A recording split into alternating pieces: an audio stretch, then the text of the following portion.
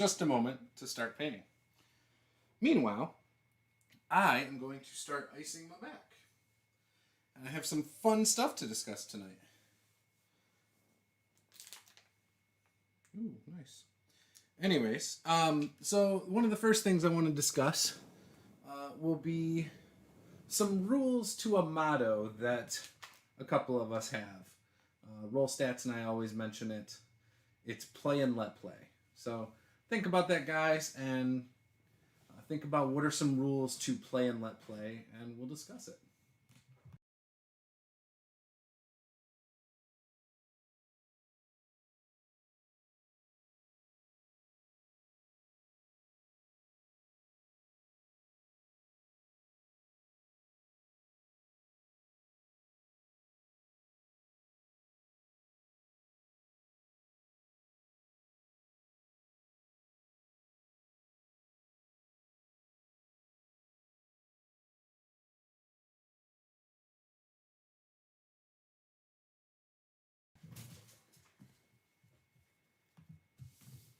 Welcome to Master the Game. I am Juce. I'm here with Paula, and we are your wonderful hosts tonight.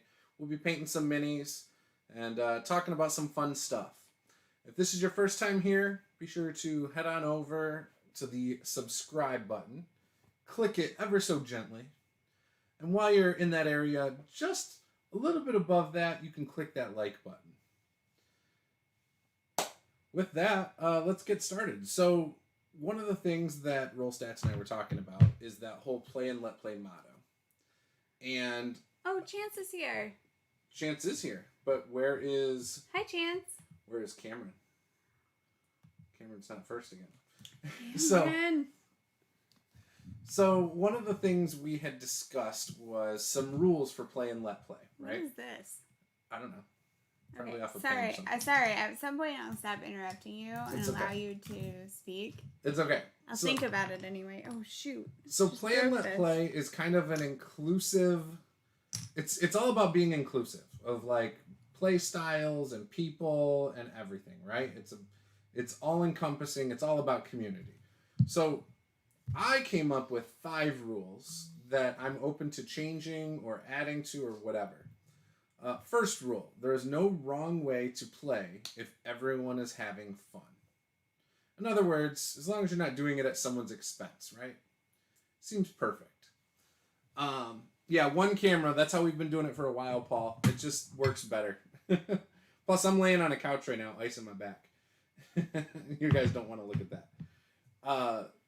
So the idea of it is just, again, not to be critical of other people. You know, and as long as they're having fun at their table. You might not agree with it, but hey, you don't have to do it at your table. Now, if everyone's not having fun, then yeah, you need to discuss it. Rule number 2 of play and let play. Role and role play are not mutually exclusive. You can do both. Wait, okay, so back up. What's the first one? Like, don't let other people's stuff bother you. No. There's no wrong way to play if everyone is having fun. So, for example, online in our community, you might hear that some people are really into hack and slash.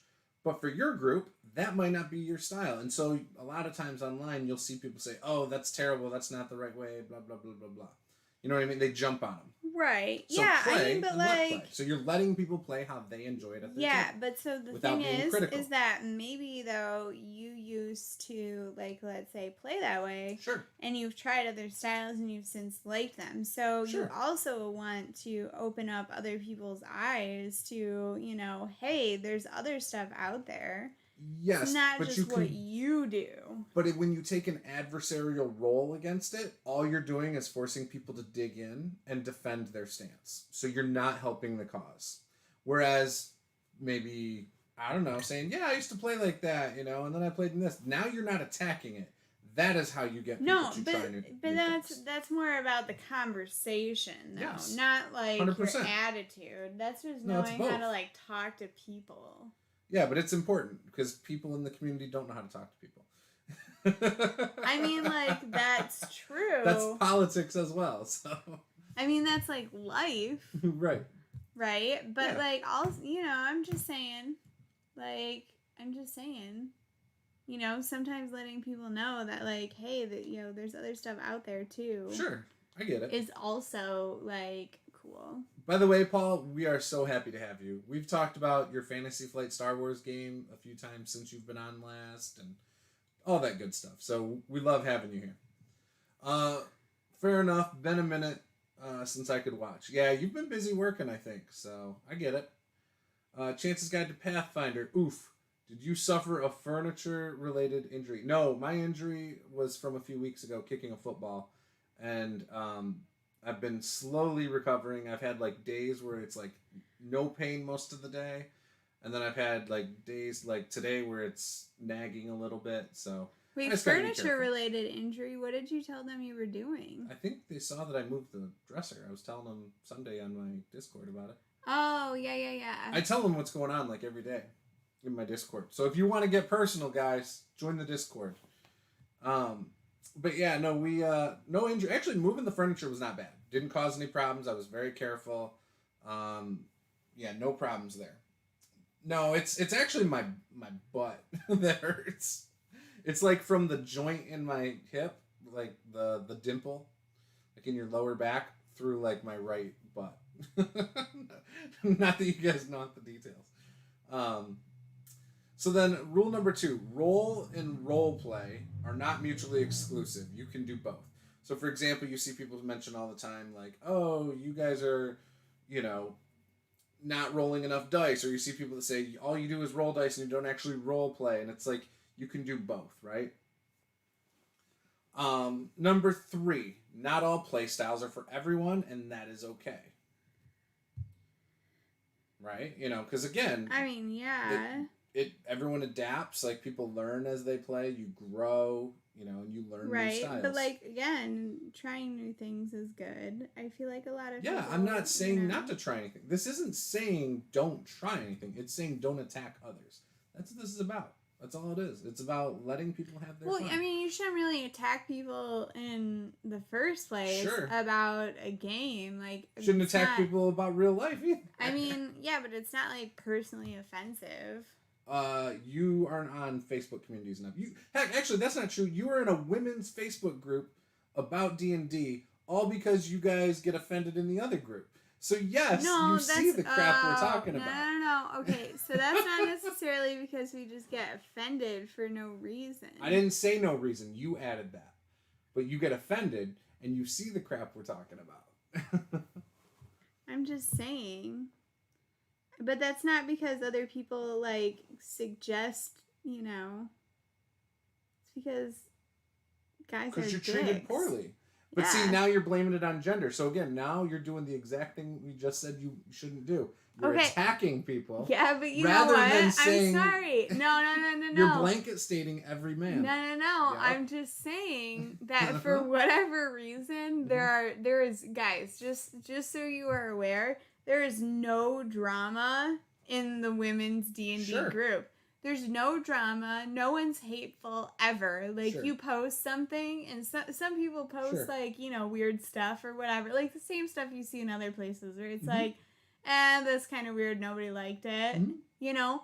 0 out of, like, I don't know. You know, thousands of people jump on you for anything dumb you say. I don't know. I'm not in this gaming utopia you speak of. So I have to create my own, and this is my way of trying.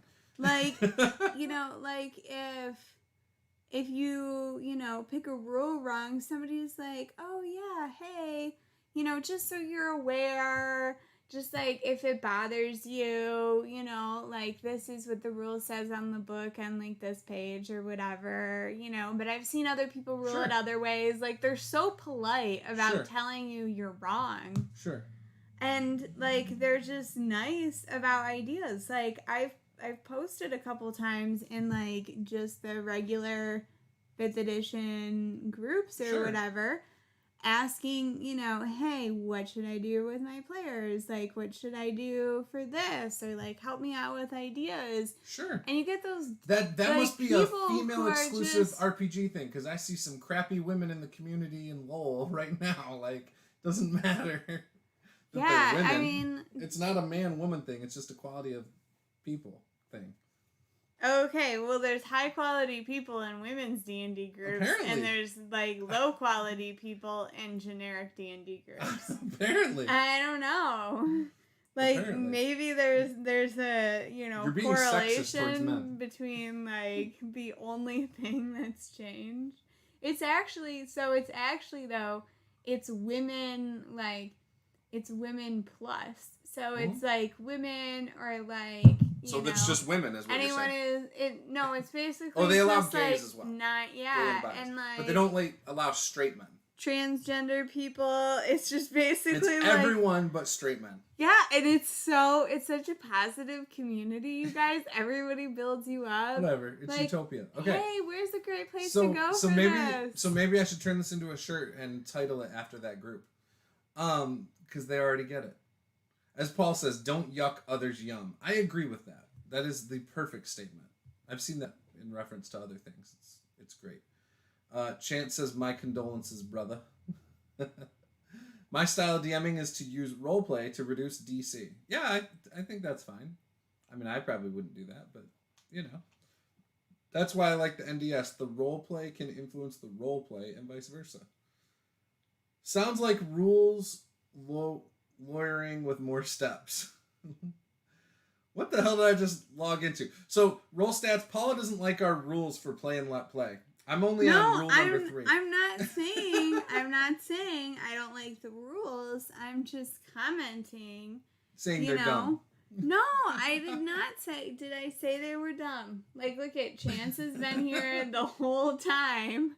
Like, he can account for the fact. Sure. Paul's been here. Sure. I never said anything was dumb. She was saying you shouldn't have to state this though, and it's like, yeah, but like you shouldn't have to put Black Lives Matter out there either, but you have to. So. Point is. But then roll stats, I was pointing out how polite and friendly the female D&D the non-straight male are. group is, because there's gay and bi and trans men in there as well, I think, is the idea. Trans men too, or not them? Yeah. Okay. So basically everything but straight, hetero, cis males. Isn't that what it's called? And everybody is like super polite. It's utopia. And nice. It's heaven and gaming. It is. There's nobody's like extra critical or anything like that. Like everybody's just like, oh yeah, you do your thing. Like somebody's like, I made my first character today, and like all the comments are just like, yeah, girl, like get it, you can do it, you're doing great things. That doesn't make any sense, but okay. Like, it doesn't matter. I made my first character. Woo! Like, I wouldn't cheer that on. I don't feel like that would need cheering on. Like, cool, have fun. Like, get into a game. So rule number 4, not all game systems are for everyone, and that is okay. So again, some people like D&D. Like, let them have their fun. Some people hate D&D. That's okay too. There's plenty of other games. You don't have to, like, force people to play your game. I played Savage Worlds. I didn't like it. I gave it a fair shot. Like, I know it's not for me. Some people like Pathfinder. Like, let's end the edition wars, right? Because that is a very common argument online as well. Like, you like editions. 2nd edition D&D, and it's like, you played this 2nd edition's so hard, I can't subtract. Yeah, well, it's not even that. It's that people say they'll say, it's not that it's hard. They say, oh, no, that is a terrible system. Rather than, some people love it, though. It's their favorite. And they'll say, no, but mine is better than yours. Like, people crapped all over 4th edition. And, but there's some people out there who really like it. And then number 5, this is the last one I put down, be open-minded and accepting of others in our hobby. So this kind of goes with, like, if you have a woman at your table, don't treat her like a piece of meat. Like, I mean, like, that's but the gist of it. Maybe you don't even need the in your hobby part on there. Like, let's you just probably be don't, nice but this to is everybody. A hobby-related thing. let's just be good quality people. Sure. Hey, look at that. Yeah, but I can't. Sure, that would be rule number. That's Will Wheaton's rule. Don't be a dick. Like, that's literally his only rule. Like, don't be a dick. Done. I mean, that's a great yeah, but rule it's too simple because people can't follow simple rules. I mean, people then we have children. They can't follow simple rules. I mean, yes, that's a fact. Chance says, I typically rule against segregation. Roll stats. But that's what we're saying, Paula. Play and let play. That's exactly what you're saying. What's the issue? There's no issue. She's combating it because I'm saying it. If you were saying it, she would be like, that is a great idea. It's 100% Oh my gosh, that's not even true. She's husbandist. That's not even true. Whatever. You do the same thing to me. No, I don't. You do it all the time. You mean not having neck beards in a group is a good thing? Say it ain't so. Hey, I have a beard on my neck. I take offense to that. Well, I'm just saying, like, you know, like... Thaco might not be hard. I just can't ever remember it. I've had it told. Explain it again, Roll Stats. Let's do this. How does Thaco work? It's just math. Like, the whole game's math. Yeah, but it's math with math. Like, you don't need to do math with math when you can just say, I want to take the highest number. That's it. That's not math. You just say, hey, highest number is better than Thaco. See, here I am. I'm yucking your yum. Yeah, come on. What the hell, man? Girls D&D. Support for suboptimal build. Roll Stats love suboptimal builds. Don't attack Roll Stats. We talked about it for a while last night. It was great, actually. Guys D&D spends literal decades on understanding how to break the game and gets roasted on rules as written versus rules as intended argument. An attack roll is really just to hit armor class 30. Yeah. So I don't know, Paula. You don't seem to like my first topic of the night. What did you want to talk about? I mean, I don't know, man. I was just like... Man. I don't know, man. I was just trying to comment about your topic. I mean, so I'm sorry that I didn't just say... Roll Stats says, if Girls D&D is all about support for a suboptimal build, then I'm in the wrong community. Yeah, you need to go in disguise or something. I'm telling you guys, those female D&D groups, they're super nice. See, Roll Stats, you're in the right community, because this community is about if you make a suboptimal build or an OP build, it's okay. But I'm not going to, like, pat you on the back and say, all right, cool, let's play some games. Like, I don't care. I didn't say that her character was suboptimal. I just said we were all supportive. Sure. You don't think that's a little weird? Like, hey, you tied your shoes this morning. Woo! It was their first character. They were asking because the previous days. So like she just got fired up. No. She just hulked up. No. Because the previous days, the same person was posting, like asking questions, you know, trying to figure out. So then they're just updating everybody that now they've completed their character that everybody helped them with. Cool. Because they'll be like, guys, I don't know what I want to play. And then people are like, let me walk you through it. Like, do you want to get on voice chat? I like how you imitate women voices. It's so, like, ditzy and, like, Valley Girl. So all the girls... I imagine you read every girl's voice in like that in your head. Like, they're ditzy Valley Girls. No! Oh, my God.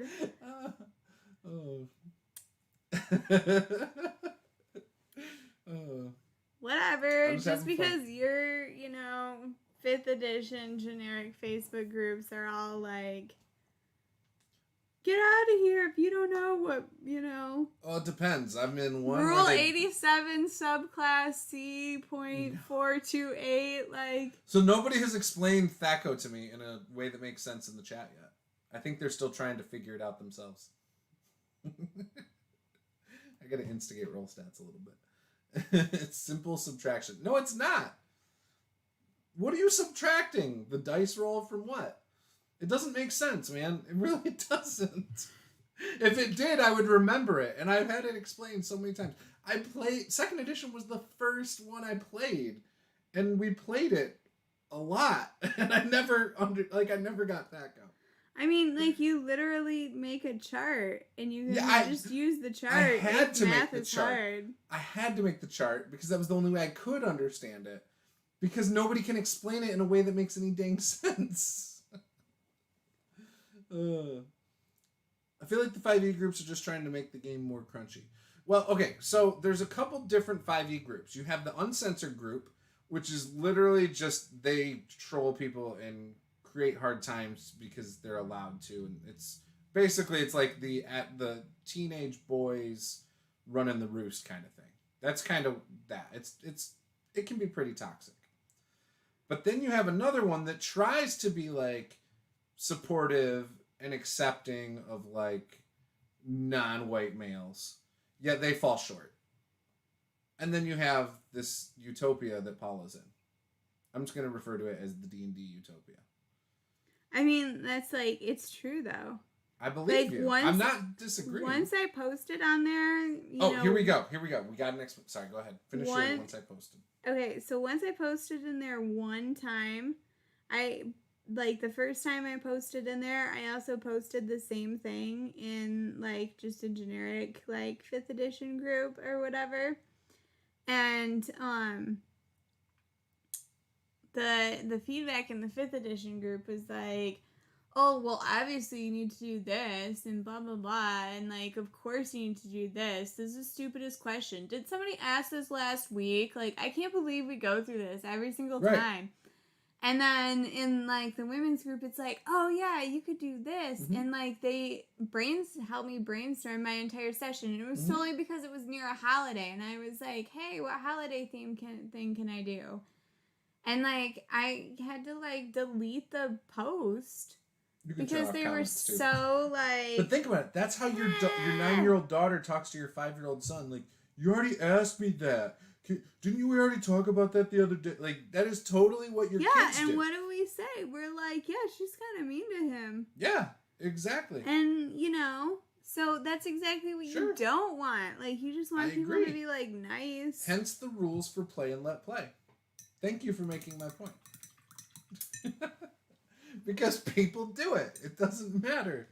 Even good people sometimes get irritated by stupid, pointless stuff that shouldn't irritate them. Like 2 people talking at once.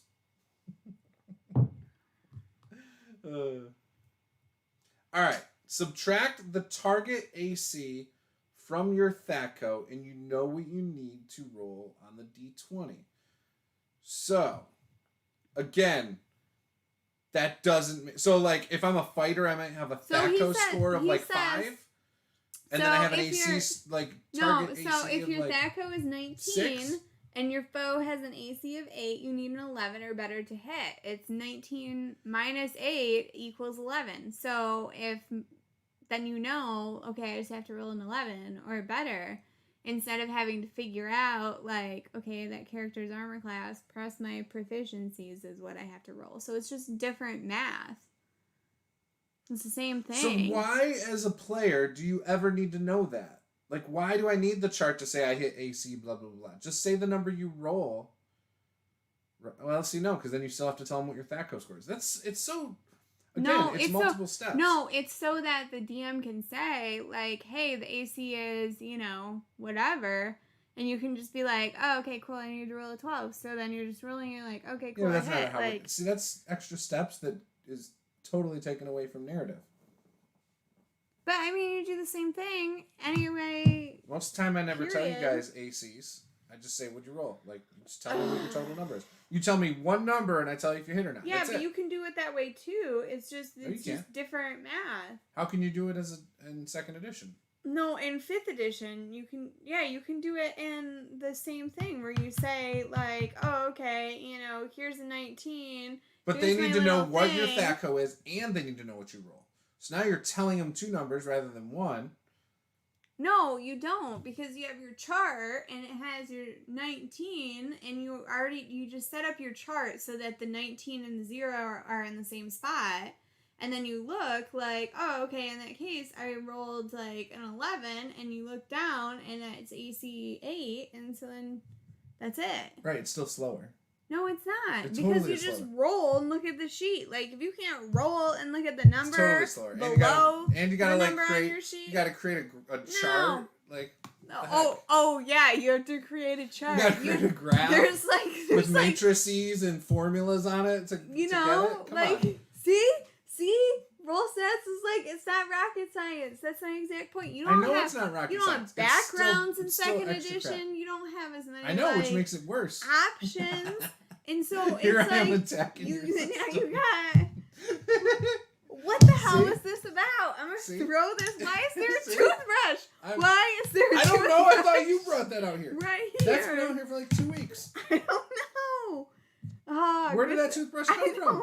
Don't know. Is that my toothbrush that I used to use before we got the electric ones? I don't know. I mean, like, okay, well, maybe somebody's being abusive to their It's not teeth, faster though. roll stats. You can't tell me they're having to like subtract and like then all this. No, it's not. It can't be. It's not faster.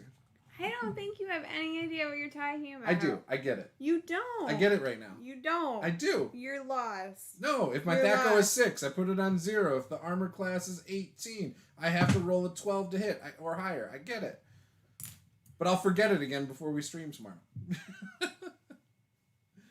But you still got to do the math every time. Or look at the chart. Like, well, you got to do the math if you add your proficiency bonus too. No, but no one's complaining about what's... Not if you do the sheet like 11 plus 5. You still have to take your roll. Plus your proficiency only goes up every few levels. No, you have to take your roll and add whatever your attack modifier is. God! You never know the AC. The DM does. See, so there you go. So what number do you say? You say the AC you hit then? Yeah, you can do whatever. You have whatever options you want to do. Okay, like, no. Roll stats says you never know the AC as a player. You know what?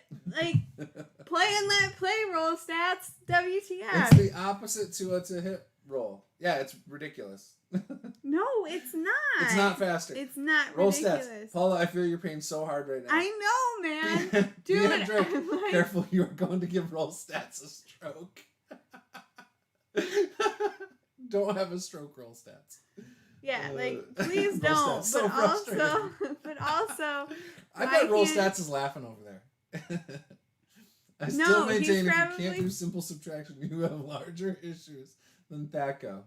He's probably yelling at his computer. Okay, if I tried to do THAC0 with my daughter, it would not be intuitive. How about that? It is. You can't tell me it's intuitive. No, she'd do fine. She'd do fine. It would take longer, though. I guarantee it. No. It would still take longer. Mm-mm. It would. Mm-mm. It would. It would not. It would. It would not. It would. I can prove it. It would. Guys. Paula's gonna run second edition. In the words of my 9-year-old, let's do an experiment. See, Paul Ross, Wizards of the Coast did count up because people find it easier than count down. Like, it's proven it's easier to count up than subtract. It's just, it is. I'm not saying subtraction is hard. I'm saying THAC0 is stupid. No, you did. It's not intuitive. You said you can't figure it out. Like, no, you I said always you forget don't how know. it works. I always forget how it works. You know this. You've explained it to me for a decade now. Like, multiple times a year. When we played, you would explain to me every 2 weeks. Like, it is what it is. It's ridiculous to me. Just make the chart. I did. Make the chart. I did. See, he says I'm laughing so hard I'm crying right now. See? Chance says, hands roll stats some aspirin. Honestly, second edition, other than THAC0, I liked. If that was different, like, which isn't hard to modify it and tweak it, you know, when it's an easy conversion, you know, but yeah, then second edition is great, and that's what they did with your other games, roll stats that you love, like Beck Me and all that. None of those use THAC0, right? They corrected that issue. So, because again, most people seem to find it confusing or, you know, not intuitive. Well, you know, fine. But don't sit over there and be like, play and let play. It's like, I would totally play second edition. Look, I don't understand how subtraction works. We played second edition after 5e came out with your brother. I'm just giving you a hard time. I know. I'm okay playing it. Mm-hmm. And if you want to play second edition with your girlfriends in the Utopia, play some second edition with your girlfriends in the Utopia. You know what? I just might.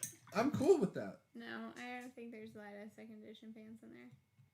They both use THAC0. Well, they're wrong. THAC0 forever! I I have no interest in Thaco. Anything but Thaco. That's it. That's the only thing I would change about it. Like, that I'm adamant about. It's okay, though. Okay, man. So, I've been looking at some bigger minis to paint. Bigger minis? Like dragons. Like and stuff the dragon that we have? No, not like the ones we have. We have. Not No, like the I ones know, we have. but like we do have a dragon. A bone dragon. We're gonna do that though when it's like we're gonna start it. It's gonna be its own thing, like because that's gonna be like 4 videos probably, 4 streams. So we're just gonna like make that a special thing. I'm like gonna make a special thumbnail. Like it's gonna be its own little thing, like a sub series within the series. Maybe we'll do. We're on what, like episode 35 or something of this. Maybe when we hit episode 40, that's when you start it. Does that sound cool? 5 more episodes. Yup, and then you'll start it and finish it. Oh gosh, it's gonna take so long. Actually, I have some bigger brushes that I think I can use for it. It was and is the standard. There are more editions that use Thaco than not. That's not true. 3rd, 3.5, 4th, and 5th edition is 4 editions right there. I think he was talking about systems. Oh, there's definitely not more systems. There's far more D20 systems that use a upscale than a downscale. What are you talking about? We need explanation. He's probably like, 1st edition white box, 1st edition red box. Like, basically the same games. Oh. Probably. Yeah. Which I don't know a lot about the early editions. Guys, but I don't think you need to make it needlessly complicated. What color is a tiefling's tail? Same color as its skin. With whatever spots, just like a lizard, probably. Think of like a lizard. It would depend on the tail, though, too. Like, what animal is the tail mimicking? I don't know, man. It's just like a cat. It just sort Is of it fur? ends. No. Okay, so it's probably like a lizard tail. It's like a mouse. It has, like, the rings on it, like a mouse? No, I mean, but it doesn't have, like, scales or anything. So then Look it's at probably Look like at a That's lizard. it. That's all I got. Yeah, then it's probably like a lizard tail. I need some additional opinions. So a lizard tail would be whatever color it is, and then it would have, like, spotting probably along the top. You know what I'm saying? That's how I would do it. Or like a frog. Kind of like their skin tone. So, original D&D. BX, Beck Me, AD&D is 5 editions. I mean, are they really that different, though, roll stats? Like, what's different about OD&D and BX and Beck Me? Like, what is the difference? Oh, right. I forgot. You can't do simple math. Look, I just don't know anything about those editions. I've never played them. I played AD&D or... AD&D and 2E are basically the same exact thing. Like, they are not different. Like, what is different about those? Because we played AD&D originally, but then we played the reprint 2E books, and I did not notice a single difference. What are you talking about? When I first met you and we started playing D&D, that was... Your brother's books were advanced D&D. Right? No. Yes, they Those were. were 2nd edition. It said advanced D&D on the books. Oh. No, they're the same as 2nd edition. That's what I'm saying. So when we got the 2nd edition special reprints... No, those were already 2nd edition. Then why did it say advanced on the cover of the It said advanced D&D, but it said 2nd edition underneath it. Either way. Okay. Well, anyways, I'm going to ask someone who knows, what is the difference between advanced and 2nd edition? Because I haven't played... Is it like a revision? Like what's different? Is it actually a different game? Like, I can easily say 3rd and 3.5 are basically the same thing. Like, I don't count those as a different edition, personally. You know? I decided to make it red. Vast amounts of difference between OD&D and AD&D. But yeah, you're right. 2E and AD&D are basically the same game with the addition of skills. Yeah. Yeah. Yeah, exactly. So again, it's basically a revision. It's like errata almost, or like. No, I think no. I don't think it's really like. You don't think so? So I mean, could I call the starter set of 5e different than the core rulebook since they added some things, like some rules to the core rulebook? No, because it's not just like adding some rules. I mean, that's how they used to do editions, though. It used to be in a box, and then you'd get your couple little booklets, and you know what I mean? That's kind of how they used to do it back in the day. But again, I don't know. I didn't play old editions. I have not played a ton of AD&D. BX and BECME are completely different than any of the AD&D games. Like, I know some of the, like, the way they did, was it races and classes? Like, elf was a class, right? And dwarf was a class or something. Something like that. I remember hearing stuff like that and being like, well, that doesn't even make sense, like, at all. But, yeah, I don't know. I don't know. I admit I do not know. Oh, I need a new pack. It's okay. You're going to learn. Apparently this has a hole in it. I didn't realize. I need a new ice pack. Might have to go get one tomorrow. Oh, like from the store? Like Walgreens or something. My parents literally just asked me if I needed one. We need a soft one like this, though. They had too many. Yeah. Yeah, ask them tomorrow if we can pick that up in like a day or two. I'll use this for another day or two. It's just, it looks like either Gabe was chewing on it or something. Shadow? No, it's not Shadow. It's like a bunch of little, look. It's like right here. It's a bunch of little holes. That's like a Gabe put it in his mouth and was pulling it. Oh, yeah. You know, we're not killing your children or anything. So, Rollstat said he's looking fantastic. Chance said, oh, by the way, I'd highly recommend checking out the Lost Omens for Pathfinder 2e. Which one? Are you talking about the character guide? Are you talking about the Gods and Magic? Or are you talking about the setting book? I have the original Inner Sea Gods book, and I did like that book a lot. I bought it secondhand, so the binding was already like coming apart. But it's held up for 6 years now, even though the binding glue hasn't been holding it down. BX and BECME, you play race as class. It's a holdover from original D&D. Gotcha. Do you count Chainmail as D&D as well, though? Did that use Thaco?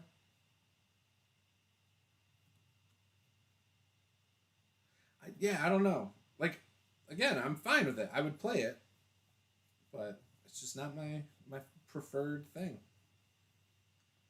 And I would have fun with the right groups. I know I would. The character guide. Yeah, the Leshies. You get hobgoblins. And there's a third thing you get in there, too, for character ancestries. You also get, like, some other options for existing ancestries. Yeah, it looks really cool. It's in my shopping cart right now. I'm just waiting for some money to clear, and then I will probably be ordering that. That advanced player's guide, though, coming out on the 5th, looks really good. August 5th. I'm really interested in that. They add a ton of options for Pathfinder. Speaking of which, I don't know if you saw my video, Chance. There was somebody who was talking about how would you handle like a tree and goblins. I did a video on this the other day, and the point wasn't the mechanics of it. Like that wasn't the point of the video. What was the question? The question was, I have some players who are, and I guess he took a break mid-game as his players were talking about it and posted into a Pathfinder group saying, I have some players who want to chop down a tree, whether it's with an axe or whatever. Like, through the comments, he said, like, well, with an axe or a saw or whatever. So that the tree falls 15 feet onto the goblins. There's 3 goblins. Right. And so people in the comments, this is where that whole style and stuff came up, were saying, well, you can't do that because that's too loud. They'll hear it. And it's like, well, yes, in a perfect situation, they would hear it. But what if they're distracted by something else? What if there's drums playing? Like, who knows? Like, I don't feel like we got enough information to guarantee that, first of all. Second of all, yeah, if you want to play super serious and, like, simulationist, sure. Ultra realistic. Right. Yeah. But we're talking about a fantasy game. Like, players are coming up with a cool idea to avoid running up and hitting it with their sword. They want to come up with something creative. I said, go with it. And so then I just threw out a quick idea of how I would do it with a pool of, like, a DC 50 that as they make rolls, anything they roll over your single DC, so you might have a DC of 15. They roll a 17, that's 2 off of the DC 50. So they have to do it so many times until it finally falls. That helps simulate the time it would take to saw a tree down. It was my idea. Gotcha. So, and if they roll a crit fail, they're always making stealth checks, and if they ever roll a crit fail, then yes, they're found, right? If the goblins roll a nat 20 or whatever on their or 10 above because again in Pathfinder it's different. It's 10 above or 10 below. Yeah. So if they roll 10 higher than the stealth check, then they're gonna definitely find them and get the jump on them. So you could do whatever. So I got crucified by this one guy who was like, "Hey, there's subsystems for this," and I was like, "Yeah, I read that, And I admitted I don't know fully how the subsystems work. Like I've read through that section about victory points and stuff. And I even asked him, I said, so would you use victory points for it, and how exactly would you do it? And he had a great example of how he would do it. Like, you have 4 players. You have 1 or 2 of them sawing the tree. You have another one that's trying to aim the tree. And maybe you have a 4th one who's, like, tossing rocks off to the distance to distract the goblins or something, or whatever. And so all of the players will have a different DC. And for every success, that technically would kill a goblin if the tree falls. So, yeah. So obviously there's 3, so you have 4 opportunities or whatever. Or you'd have 3 opportunities. You dwindle it down. And those are your victory points. 1, 2, 3. But you might only kill 2 goblins. It's actually the subsystem is really well done. I will admit it. Especially now that I understand it. But again, that wasn't the point of the video. The point of the video was to not tell your players no. You know what I mean? Like, reward them for coming up with some interesting, other than hitting it with their sword, ideas. You get a lot more heritages and feats. Yeah, it's definitely a book I want to get, for sure. Roll stats. You would dig it, though. Chainmail is where the concept of descending armor class originated. Well, yeah, it's all based on that. I get it. Chance's Guide says, yeah, I checked it out. Roll stats. Also, what happened to rule number 4? Not all game systems are for everyone, and that is okay. Why all the hate on older systems all the time, Juice? Sheesh. Only hating on it because you're here and Paula's a 2nd edition star. That was her game. That's the only reason why. I'm heckling. I'm having fun heckling. Chance's Guide. He usually likes, he likes the new thing. Like, sometimes you're, that person who gets, I do get excited about new stuff. You get excited about new stuff, and so, because it's new, now it's oh, this is the best. It's either that, or I still say 5e's the best. You like some of the first, exposure that you have. So we played 2nd edition first, but we played 3.5 really quick after that. We played Pathfinder. I didn't play 3.5. Yeah, you did. I have never played a 3.5 game. Ever. And that's not true, because I had 3.5 books. You didn't have all of them. You didn't have a monster manual. No, I had, but I did have those books. Not with me. Yeah, I did. They're on the bookshelf right now.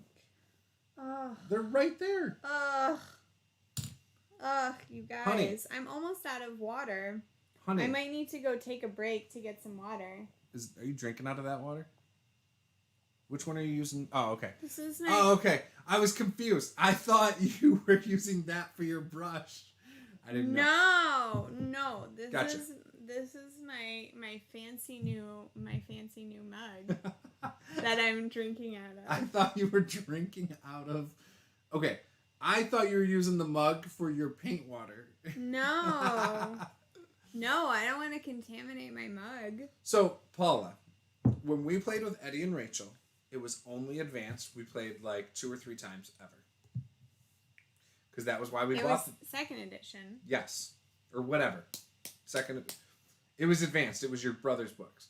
Anyways, your brother even refers to it as advanced. Yeah, but that's because he played like the red box starter set and then he bought the second edition books. Like, sure. So they played so anyways, AD&D and then they ported over to second Paula edition. won't drink beer. Is, you know. I need a beer or 3. Okay, so roll stats. If I was drinking and I was 3 drinks in, 1 drink in, it would be all over. Like, we don't even know what would be happening. Maybe I'd be passed out. Maybe no. I'd be telling you some wild and crazy story. She would tell you stuff that she'd regret later. Yeah. Most likely. But it is an amazing mug. It depends on the strategy. I like the idea of using environmental warfare, though. Yes, exactly. B and Drake. Real question is, if a tree falls on a bunch of goblins, does anybody really care? Nope.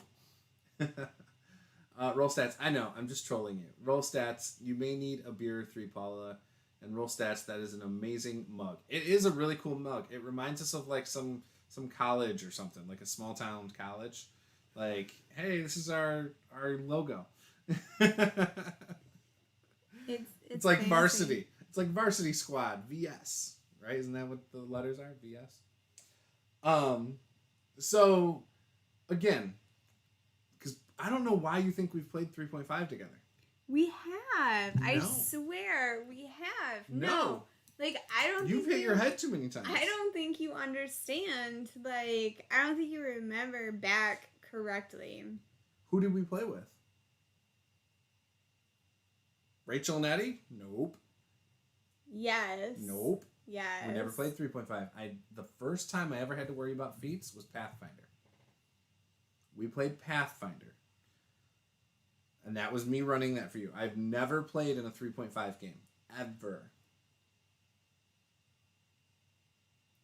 Guys. Ever. We played 2nd edition, and that was it. I still remember the adventure, too. I remember having to lift gate, bend bars, and crap. Like, what? It's true. I could go back and find my character sheets, and they're all 2nd edition. I had 2 2nd edition characters with you. That was it. Or, sorry, 1 with you. The other one was with your brother. But yeah, I've never played 3.5. Y'all, I don't know. I don't know what to tell you right now. Roll stats. I don't really know what to say anymore. Yes, that is what I was going for. Niche in marketing for higher education, so it's supposed to remind you of that. Oh, perfect. Oh, perfect. Yeah. Paula looked at me like, you shouldn't have said that. You're going to offend him. I'm like, no, I'm real. Well, I keep it 100. I keep it 100. Oh my god. By the way, that's a 0 and 00 on the percentile dice, by the way. I got someone who argued with me again on that today. I got a comment that said, "Who told you that? I hope you don't DM." I was like, the percentile based games I played. Usually you can see on the chart what it's supposed to be. No. If the people claim that the dice. Oh, you mean like on the chart it says 0? Because it'll say like, you know. You're probably right. It says 01 to, you know, 09 is this condition. Yes. And like 10 to, you know, 15 is this condition. And it says, 100%. you know, 90 to 99. You know, 99 is this condition, and then 00 is this condition. Well, yeah, but it doesn't give you the first part, 0, 00, though. It just says 00. But it says 00 because that's what you're gonna roll. Right. But that means 0 sometimes, right? And the one other time it means 100 with combination of the 0. So 0 and then 00. It's yes. But people, so again, I've read so many blogs about this. What would it be? 00 and like some people think 1? Literally the singles die is always 1 through 10. So you would have to roll a 90 and a 0 to have 100. And that's consistent all the way through, at least. So I'll give them that. At least it's always consistent and doesn't have a weird one-off rule. But that's not how it is. Y'all are smoking something. I can't. Question. I can't. How do you feel about character ages? I always thought it would be fun to play a newborn cleric. So I actually think... what's newborn? Like a baby? Like a baby? Probably. You can't do anything. So I think it's fun to use age. So I've played with people who use their stats to decide their age when they roll. We had a character in a game once, I was talking about this on our Patreon last night, who was playing a fighter, and he rolled like an 8 for strength. So he knew he was going to play a fighter no matter what, a human fighter. And then he rolled an 8. And so then he was like, well, I guess I'm a retired adventurer. And he role-played his strength being an 8 and how he was dual-wield, like two-handing a longsword, if I remember correctly, and how he could barely lift it above his head and stuff like that. So it was great. But yeah, I don't know how you would role-play a baby or play as a baby. I don't think that works. I think you gotta, like, I don't know. I just don't see how that would work. Like, I think it's fine to play as, like, a teenager. Like, oh, you're playing as, like, a 14-year-old who's a level 0 adventurer. But, yeah, I don't understand, really much younger than that. Well, you could be level 1, like, as a 14-year-old. Sure, but the whole idea is leading up to it is you've done training to get to level 1 still. Yeah, there are some, like, freaking 4-year-olds who can play, like, Mozart pieces. Those are called prodigies. Like, yeah, they're but... 1 in a bazillion. You're supposed to be, like, an adventurous, like, Sure. character. Unless you're playing like second edition, you roll 3d6 down the line. Oh, you know what? F off, okay? Like, come on. What? You don't like your wizard with 2 hit points? Your 50-year-old wizard with 2 hit points? Took him a while, okay? Yeah, he's so fragile. He's more fragile than the commoners in town. Your deity would basically act on your behalf. Yeah, but how do you do it as a baby? Like, babies don't, like... So do, like, the other characters have to carry you around? Is this gonna be... No, is this gonna be, like, some Xena warrior princess shit where, like... I don't know if you guys are up to date on your Xena, but, like, hold on, let me tell you about it for a second.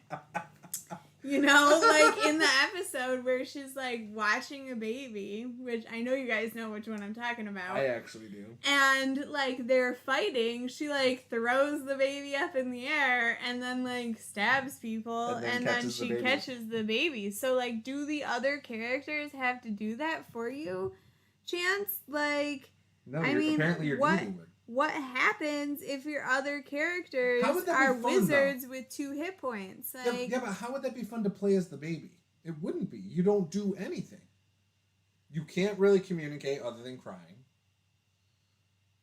Right. Like, it does not sound like fun to me. Like, is this going to be like... I would say no to that at my table. Is this resource management where, like, hey, we got to find the baby some diapers. Like, we're all out of, like, wool cloth or whatever. Nope, not happening. So, I wouldn't play it. I wouldn't allow it. We need to, I don't know, man. I wouldn't let a toddler be a player character probably, though, either. Like, I would not have a 5-year-old character in my game. I've seen some people do, like, 10 or something like that, but then they play it like a kid. Yeah, but see, that's annoying. I have kids. I don't need to hear kids in my D&D.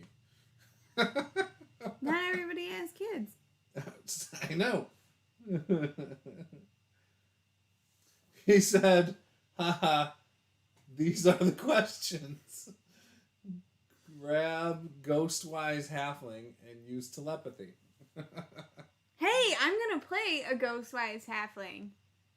Are you? Yeah. Which game? Is that the Tyranny of Dragons game? Yeah, that's what I'm playing, man. Oh, okay. I've never played Halfling in 5th edition before. Yeah.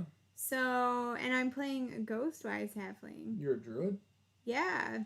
So you're playing 2 druids? I know. I just realized that the other day that I was like, oh, wow. Well, not our next 2, but... I went druid happy or something like that. I don't know what I was thinking. I'm like really into gardening right now, so maybe that's like an issue. Mm-hmm. You know, it's the summertime here in Michigan, so like if you're not growing your garden, which I got a compliment on today, by the way. Well, I get compliments all the time. But this one was from a little neighborhood girl who said, I'm really glad that you kept up with the garden that the other previous owners had. Ada? Yeah, and she was like, I loved their garden. I would come and help with the weeds. And I was like, yeah, like I'm trying to figure out what stuff is. And I'm like, there's more stuff than I need. So like if you want something. And then, you know, the boys came by and squirted her with a squirt gun and then she ran away. So Rollstat says, oh man, a wool diaper. That's just not a pleasant thought. Yup.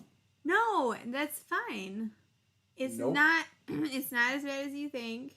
Until they pee and you get all wet. So first of all, no, actually what they do with them is they take you take the oil from the sheep and you treat the wool with that and it actually makes it waterproof. That's what we have. The one cover. So we have cloth diapers for our baby. Yeah, but you can they do like wool diapers. Yeah, I know. And then you can do Then you put the cover on and it's wool. Rollstat says you should have played a druid. She is playing a druid. I am playing a druid. She's playing a druid in our Pathfinder one shot Saturday. Then she's playing a bard in our Descent game this following Saturday. And then in Tyranny of Dragons after that, she's playing a halfling druid. Yeah. And then I also have a barbarian that I play for... The Blackrock game. The Blackrock game. We don't have that scheduled, do we? I don't know. I'll have to look. Oh, we had to reschedule it. It messed up the whole schedule because we threw off the last game. That's right. So that's what I'm playing right now is a barbarian, a bard, and 2 druids, which is rather that's kind of like what I would play a lot in like high school. Except for the barbarian. No, you played rogue all the time. I played a rogue a lot. You said you played I played rogue a bard. more often I played than a bard a lot though too. Oh, okay. So we would do in 2nd edition?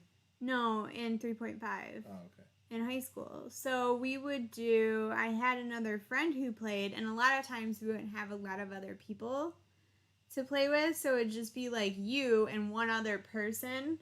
And so you only have 2 people to make up an entire party. And when you have 2 people to make up a party, having a rogue with lots of additional skills is really helpful. Mm-hmm. And then the other person would typically play like a fighter or a magic user.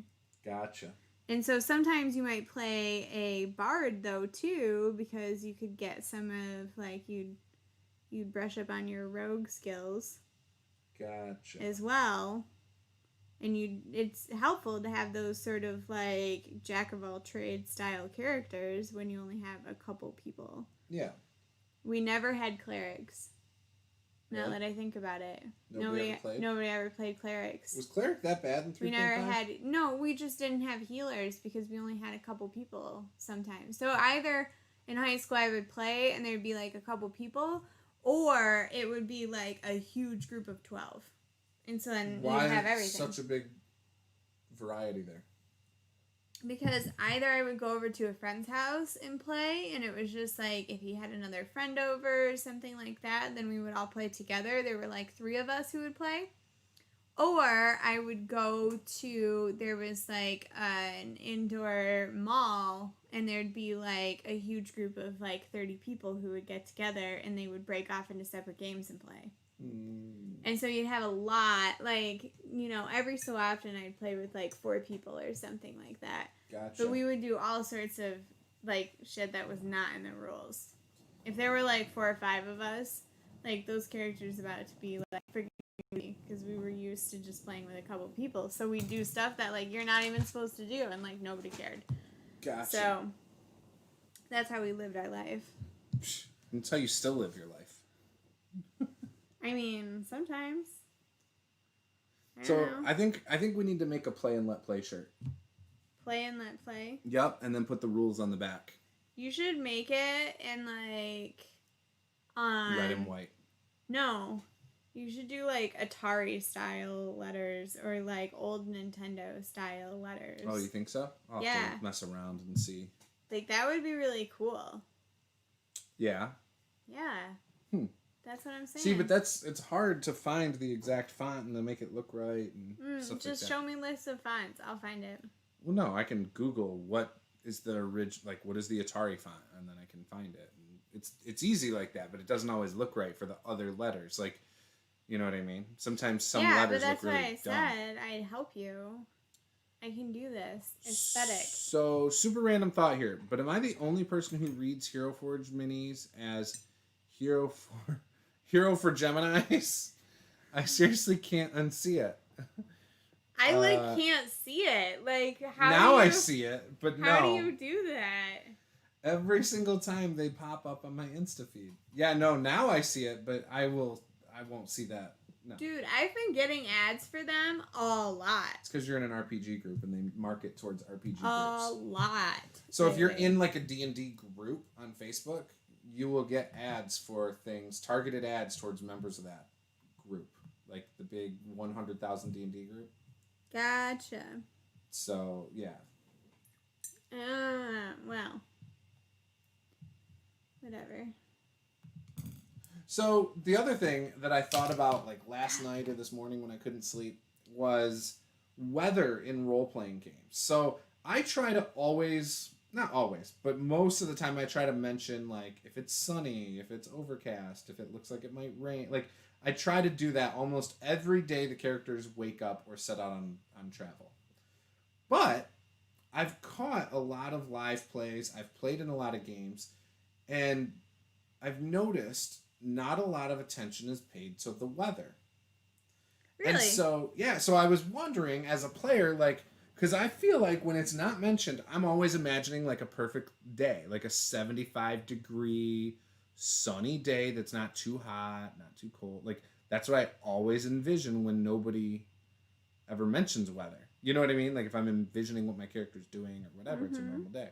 Like in our Tomb of Annihilation games, though, I've always tried to play up the muggy But I always, a lot of times I say something where I'm like, right. You know, like your boots are sticking in the mud, it's pouring rain today, right. Like, yeah. You know, and sometimes I even, if I'm on point, I have music and I switch, so I have different jungle sounds, right, for Tomb of Annihilation, and I'll switch to, like, a rainy jungle sound, because it just helps you set, like, here's the tone, like, here's the mood. So tone. And I think that that's super important to picture what's going on. But now, now I sort of almost am like, I feel like this is why nobody jumps on it, is because in the Tomb game, it's like my brother and his wife and their son and you, and my brother can't picture things in his head. Right. Like, so I realize now that, like, it's not necessarily, I don't know if it's necessarily helpful for him. Like, I feel bad for people who can't picture things in their head.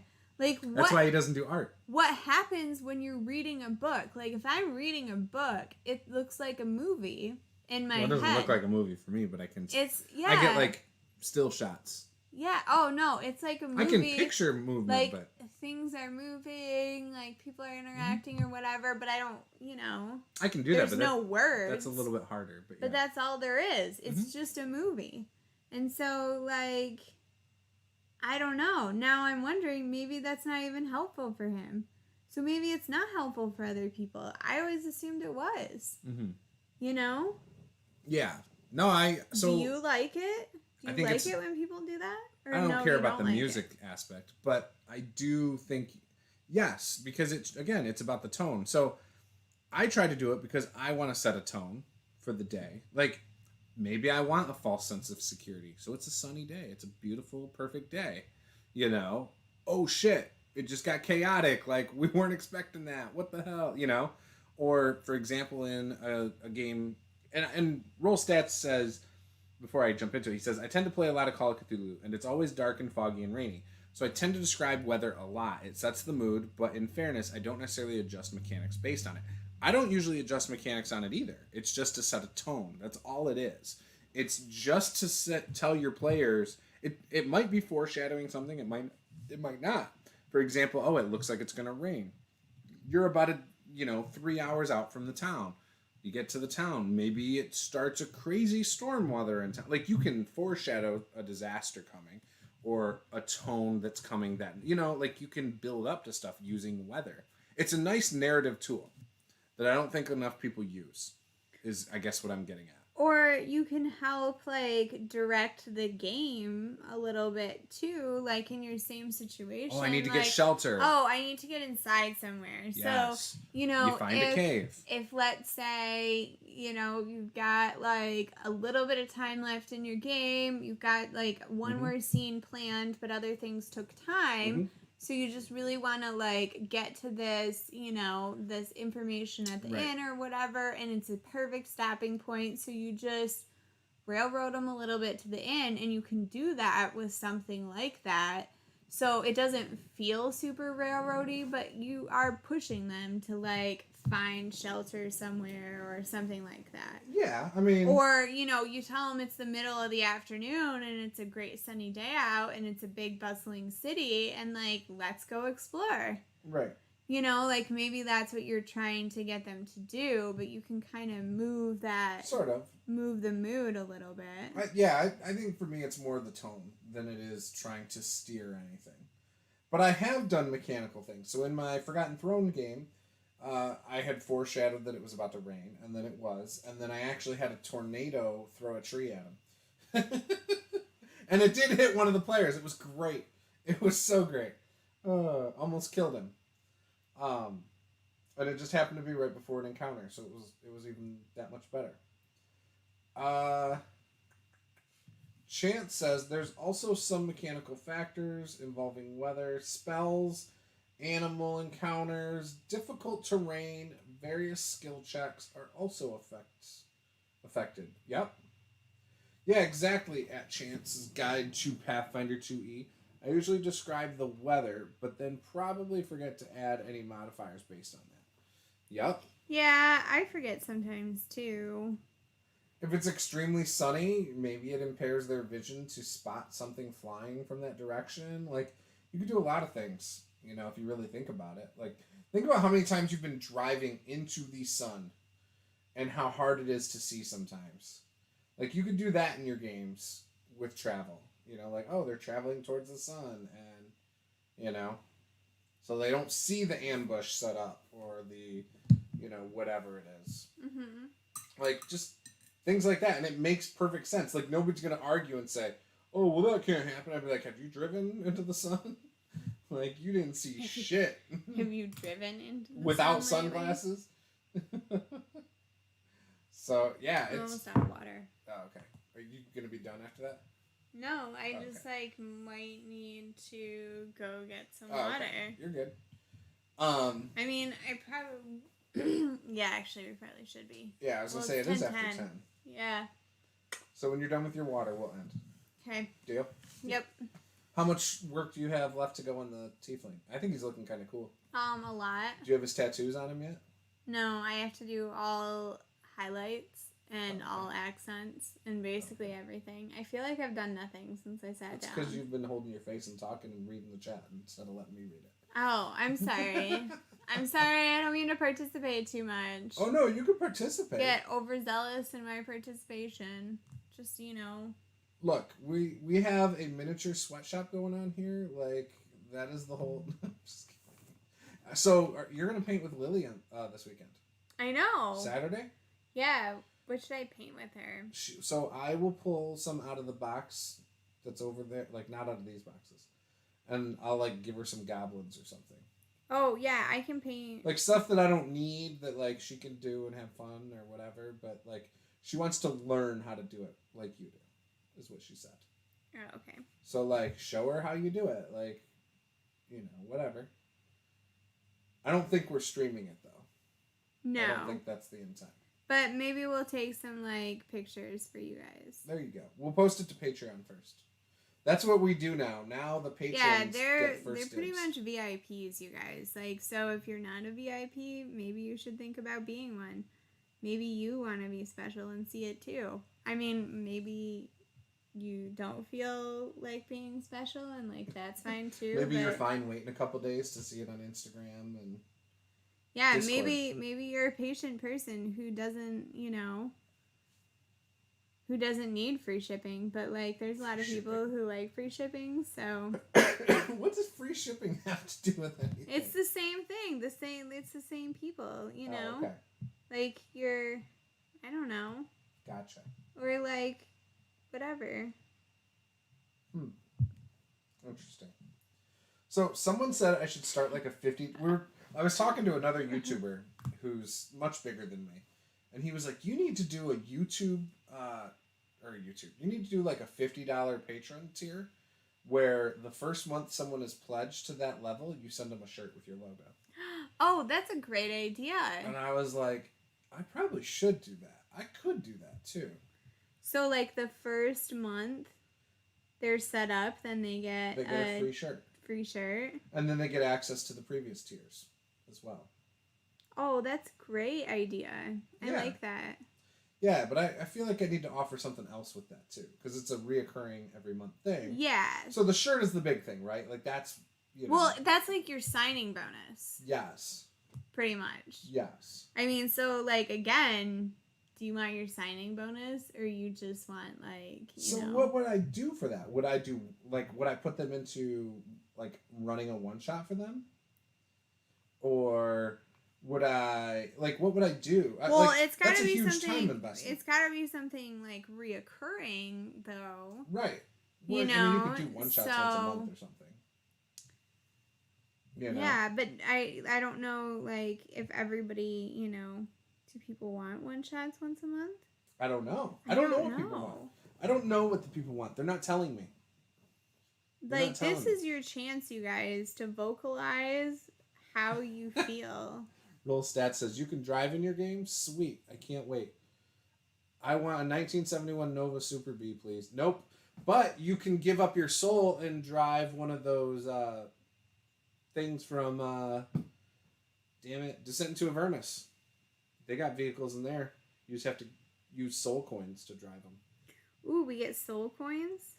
Yeah, but that is literally what it says. It's somebody's soul inside of a coin. Chance's Guide says Kappa might give you some grief if you feature a kid. So I run my daughter through D&D on Sundays usually, and I've had her on my channel. There are things about it that you got to be careful about. Most of it is about whether you are planning, are you catering your channel to a child? So she's my child, so I give consent. So it's not as much of a concern. Do you know what I mean? But yeah, I won't run games for minors other than my own kids. I already ordered a shirt. Ha ha ha. Valid at BN Drake. So valid. Well, so first of all, you might need additional shirts. If you already have a shirt. I would do one that says patron or something. Right? Maybe you should have a patron only shirt. Maybe you should have a VIP shirt. It should say VIP on it. Master the Game VIP. Yes. Yes. I like that. I love it. So it's a VIP shirt. It's like you unlock the shirt. I could do that. So the way I would do it though is I'd have to order the shirts to me, and then I would ship it as soon as people do it. That's how we would do it. That's fine. So there's a way to do that without putting it in my store. BN Drake says I ordered my shirt so today. Then it's a surprise. They don't even get to see I would it. show. No, I would show you should get to see. No, they don't get to see it. It's a surprise shirt. What if they hate it? They're gonna love it. Who's gonna hate it? Nobody's gonna hate it. It's gonna be so great, you guys.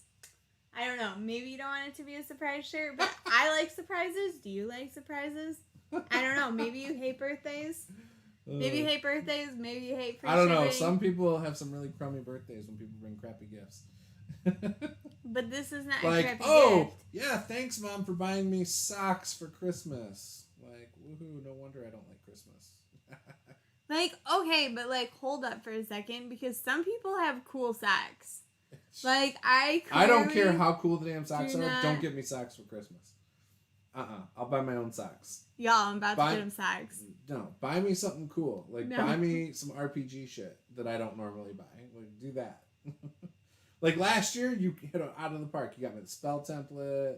Got me the markers, the condition markers. Like, yep. That was awesome. Oh, and I know. I'm doing excellent so far. Yeah, the last quite a few years. Yeah, you've gotten on point. You figured it out. I'm very proud of you. I know. When I met Paula, she struggled with the gift giving a little bit. But she didn't have good examples in her life. No. Okay, guys. So my family does, like, they'll like, I don't know. I guess typically, like, they make each other things. No, your family doesn't do anything for each other. You know, well, now they don't, but they used to. And, like, so, I mean, my brother for Christmas is probably going to give me, like, 10 different kinds of jam. Which he just did last week anyway. It's a bunch special. of quarts of, like, applesauce or chutney or, you know, but he would do that whatever. Anyway. I know, but, like, he'll do that as, like, a special thing. It's like... If you host, yeah. Well, no, like... He doesn't do it to anybody else. I know. Okay. Because I'm VIP. You paying his $50 Patreon? Yep.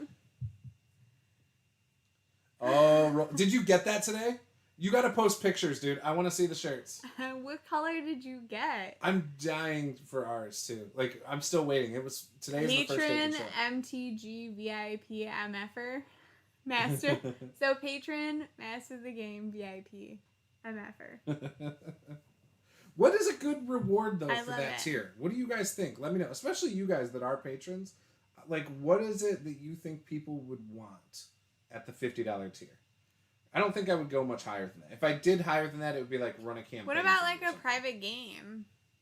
Well, that's what the whole one-shot idea would be. Chutney is just a fun word to say. And then here's the question: what if there's only one person in it? Purple. He got purple. See? That was the great default, color. Great color. I know, but he was like, "Do we need to offer purple?" Who, me? Yeah, you said that for. Yeah, you did. No, I didn't. Yeah, you did. I don't think I did. Are people gonna buy purple? Are people gonna buy pink? Why aren't they? I don't know what you're talking about. I just asked you what colors you wanted to offer since you wanted control. And then I asked you what you thought people would buy. You're like, no one's going to buy any of it. And then Roll Stats went up and bought a shirt. Like, same day. It was great. By the way, the store link is below in the description. We've got the old logo shirts that you can see in my intro. We got the current logo shirts. There's stickers. There's hoodies. There's all sorts of stuff. Fanny packs. Leggings, if you want to get your girl something real nice. Paula loves the leggings. You guys, the leggings. Just like, if you want to get her something nice, just get her the awkwardly nerdy t-shirt. She don't want no leggings. Like, I'm just telling you. Yeah, there's some cool stuff. I think I'm going to add some houseware stuff, like some pillows. I think I may have added pillows. Yeah, no, indoor pillows. Like, so I want to actually get those for my couch, so I might as well throw them in the store. Yeah, right? like, treat yourself. Yeah, exactly. Indoor Master of the Game pillows. Yes, or they've got like if one of you buys these Master of the Game pillows, like, I need photographs of your living room. Like, I need to understand what it looks like. No. Like, no. It's for your game room. No. Or your office. Roll Stats needs it in his office. Is there like a back support pillow for your office No, it's chair? just like this. It's just like my Michigan one. Look, I'm pulling it up. It's happening. It's about to go down. All right. Oh my gosh, storefronts. This is about to be ridiculous. It's great. There's so much like cool stuff you can do. Cell phone covers, mugs. Can be all about that mug life, you know. I got rainbow D20s for Pride. Got a rainbow face mask. If you don't have a face mask yet for going out. Got a Master the Game face mask. Look at pillow. Look at. You got the big tap of the wall flag thingy. Oh, there's a wall flag? Yeah, you can wall tapestry. They're like the really thin ones. Yeah, no, You can get them massive. They're super expensive though. They're like $70 or something if they're the massive ones. But yeah, this pillow is awesome. So let me pull this up for you all, you beautiful, lovely people. In fact, I'm going to share my screen for you, just because I can do that. Store screen share. Here we go. Okay, so the rainbow D20 is great. I know, isn't it? I actually really like that hoodie. That is like, it really is super cool. In the tank top on the yellow. You like that? Shit, that looks great. You want one? Sorry, no. We can talk about it. Oh, it's great, but I don't want it. Like, well, no, we'll talk about it off air. Okay. Maybe we'll get you one. I might. All right. Maybe not. So here's the wall tapestry. It's $24.99 for this size, but it goes up to like $80 or something. Like, they're massive. And then the pillow. The pillow is awesome. Come on. Like, you can change the colors. I offer pink. Another blue. The pink actually looks super great. I know. My colors look great on pink. Gray. No. Black. Okay, that looks... And then another blue. Looks fine. I mean, I think the teal's the best. Personally. I think the pink is clearly the winner. Oh, and you can get different sizes, 20 by 20. That's Yeah. only $23 for a 20 by 21. That's not bad. That's not terrible. Yeah. All right, so then let's look at that wall tapestry, because that one's interesting, I think. Where is it? Here it is. So you can get a massive one. Like, absolutely massive. So this one's 50 by like 60. Yeah. 88 by 104. Oh, it's only $50. So it's not bad. So 88 inches by 104 inches is really big, though. Like, I mean, it would fit on my wall, but yeah. Anyways, and that comes in different colors too. Like, you can get that on black or gray or blue or white. White looks real clean. Where's my pink at? This one didn't have pink as an option. It's about the options, so, you know. So you like that flowy tank top one, huh? Yeah, it's cool. I like the blue hoodie with the rainbow. I think it looks nice. But yeah, there's some cool stuff in here. So if you're interested, I probably should change this awkwardly nerdy shirt here so it doesn't show up as green. I don't know why that's the default. I need to fix that. But yeah, that's not... It's not ideal. It's not ideal. All right, back to main overlay. I'll fix that, though, while I'm in the store. Maybe I'll even get rid of that color. Oh, I like the black. Look at that. The sweatshirt. Oh, it does look nice. It stands out. That's good. And then there's obviously the sticker. Oh, that long sleeve, like... This one? Women's shirt is super nice looking. The flowy one? I know, right? The flowy. I do think the Rainbow D20 looks pretty sweet on stuff. I agree there. Okay, yes, trucker hat. So the hats, I have to go through an approval process. I'm looking into that because I do want to get a hat. But yes, chutney is just a fun word to say. Roll stats. Options. We get to create an NPC to live in Thakos. We get a river or city or hamlet in Thakos named after us. I would totally do that. That's a good $50. That's $20 gives you an NPC. So yeah, I'd be willing to let people add to my world. A city and yeah, I would totally do that. Neighboring village area for your city. Yeah, and as much detail as you want to provide to it. Yes. If you provide no detail, it's just a name on a map, and it'll never have anything about it, and it's an empty spot in the world for people to play in.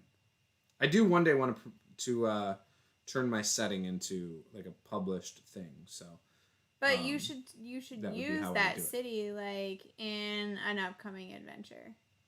It would depend on if the players gave me enough detail. If it was blank and it was just a name, I wouldn't.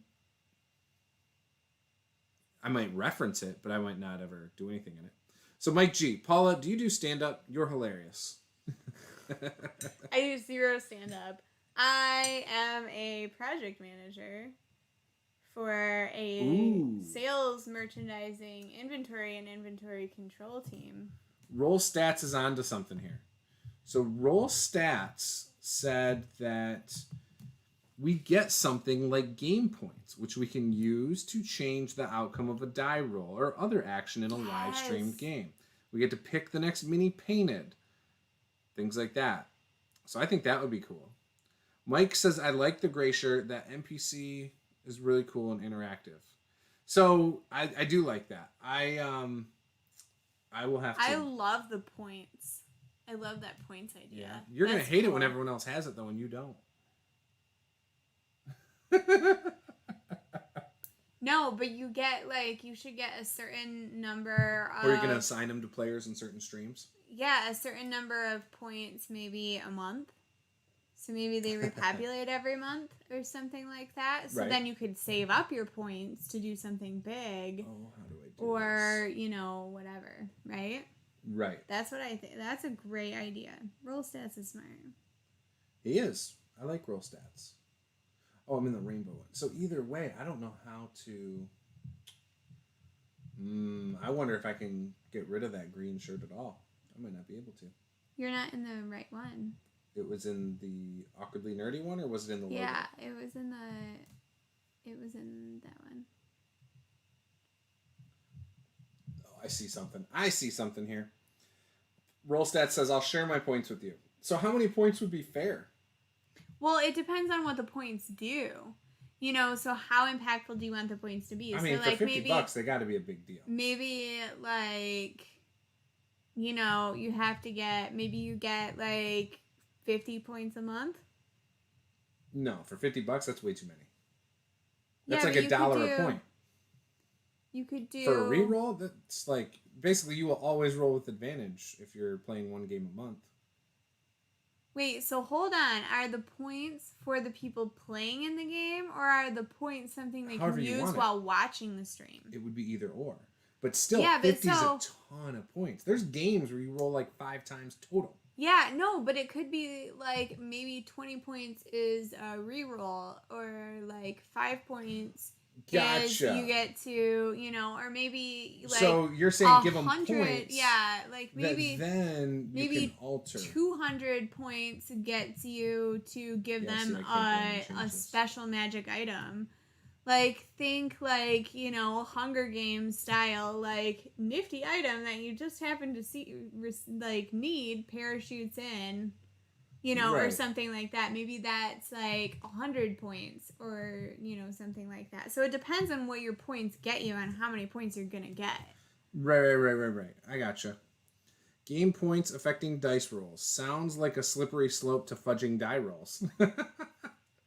No, so already, because I do streams, I do things technically where I do, if you like a video so many times, like the players in the next game will have access to certain magic items and stuff like that. Yeah, so I am not able to change this. I don't know why. There's nowhere to go to change it. I don't like that. I do not like that. Maybe if I go to storefronts, I can adjust it. But yeah, so there's like, if I did, what was it? 150 points got to the next, loot box, basically. It was 50 likes. And then 100 offered them a bag of holding. And 200... Yeah, but that's for likes. That's not points. I know. And then 200, I'm talking about what I do to incentivize, you know, interaction in my streams anyway. Yeah, it won't let me change things. Products. Maybe I can do it from here.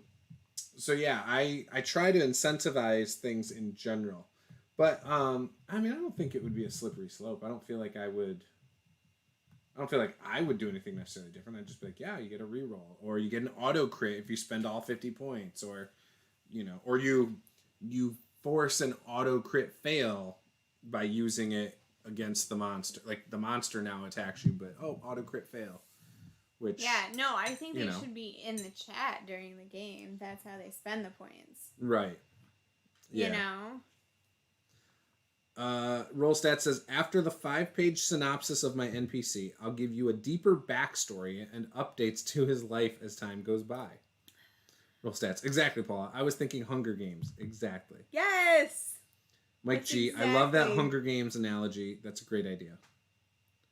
Yeah, it basically would be Hunger Games. Imagine, like, you're, like, stuck and you can't do anything, and then somebody comes to save the day, and then, like, that's the thing you need, and it's just, like, floating through the air to you. Like, it's 100%. just a surprise. I like it. And we would just call it divine intervention. We'd call them like deity points or something. Story points. And you could, so here's the thing that would be difficult. We'll have to keep track of the points. You're out? Uh-oh. Yeah, we can chat for a little bit longer, Yep. but... So, B and Drake says 250 likes, we cosplay our player characters. Oh, yeah, for sure, let's do it. Oh my gosh. Let's my do daughter it. always wants to cosplay as her character, and I'm like, yeah, okay, it's not my thing, but go for it. Let's do it. Roll She stats. loves it. You want to get into character. Yeah. I'm sure you have anything better to do with your time, B and Drake. Chance's Guide. Oh, hey, Juice, before I forget, we are both ex-car salesmen. Oh, really? Wait, did you, like, just end, like, today? Or, like, you used to do it? I've done it twice. Both times for not very long.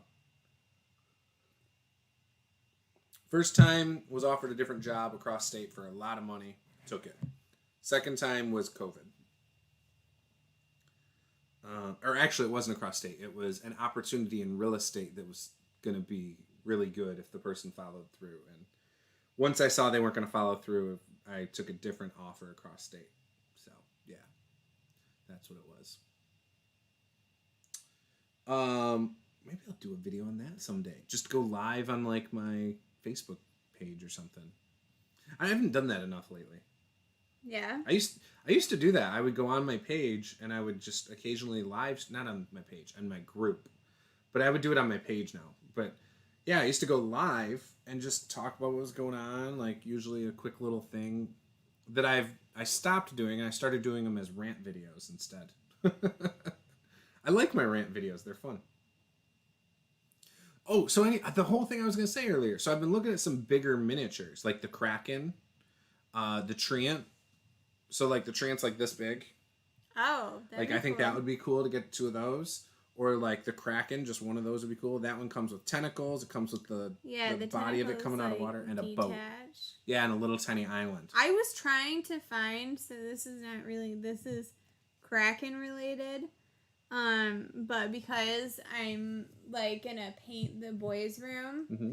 I was like, what could I do to make it fun? Because we already have this, like, just generic gray paint. And, like, my son's kind of sad that it's not going to be, like... boring. It's not going to be, like, a vivid, bright color. Because that's the type of children that I have, clearly. That Paula influences. They're my children. She's swaying them. And so I thought, oh, it'd be really cool if I could get, like... squid tentacle stencils and like stencil them onto the wall or paint them on the wall or something like that. Out of cardboard. You don't think you can make something like that? To stencil it? Oh, I would just freehand it at that point. Or get like a die cut. Like you could get stencils made without super. Yeah, but expensive. I want like big ones. You can get them big. Really you can get them big as you want. So.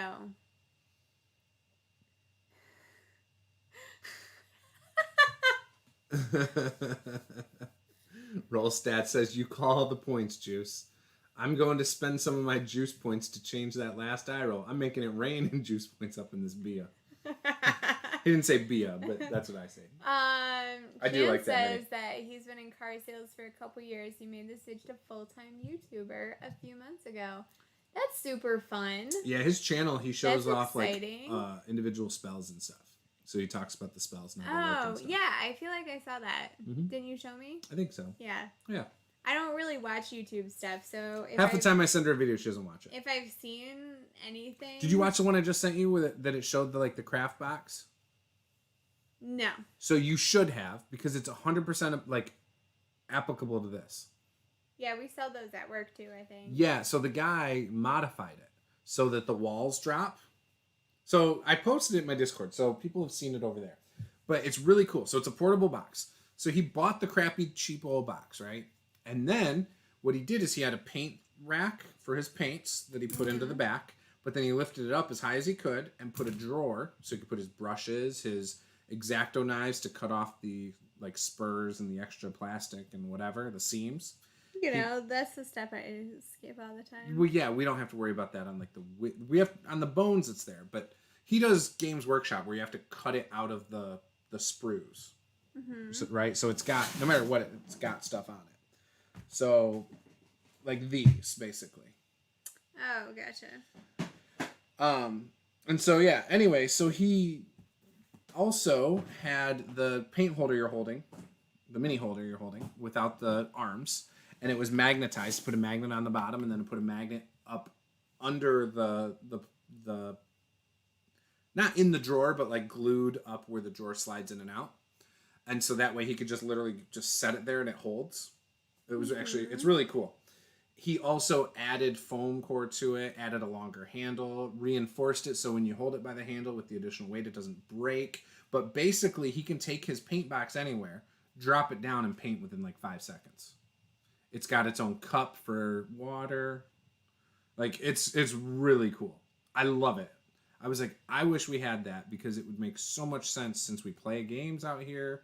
I set up my laptop. You know, like, we use this table for so much. It would just make this aspect so much quicker and easier to set up. You know what I'm saying? Okay, well, maybe I'll check it out. Yeah, you should. I think it's something we could definitely do. Together. I don't think I could do it solo. I don't think I'm precise enough on certain things. Well, this would have to be a group project. Or it could just be a me project. It could be a you project. But it's, we'll see. it's really I have cool. a lot of me projects right now. Oh, for sure. It's not something we're doing tomorrow. I get it. You got to use that the dresser stripper for the boys. Yeah, it takes 15 minutes. I looked it up, so. I know. I thought you were going to do it before today, before I took the diapers over to your parents. Yeah, I forgot. So, okay. I mean, like, I meant to do it the other night, gotcha. But I didn't have everything. So tomorrow, you think you'll finish this guy? Started crying. Gotcha. You think we'll finish this guy tomorrow? Yeah, I don't think he's got that much stuff left. So I'm gonna try and make it like, so I gotta do highlights, I gotta do some shading, and then I gotta do some finishing touches. So like, I think I'm gonna make it so this wood here is really like, there's a bunch of indentations in it. I don't know if you can really see that. So I think I'm going to make it look like the indentations are glowing a color. Mm-hmm. From the, like it's from the inside or whatever. Like there's a gem in there that's glowing a certain color or something like that. Or the interior of the wood is whatever certain color. Right. Mm-hmm. So what do you think you're going to paint next? I don't know. So when we wait till the last second, we usually spend too much time on the next stream where we don't paint. So let's help you out here. You guys need to figure it out, like what I'm going to do next. They need to? Yeah, I need What about that table? I need What about that table that has the lifting up map thing? Okay, so here are the choices. So we've done some miniatures. Like we've done a couple...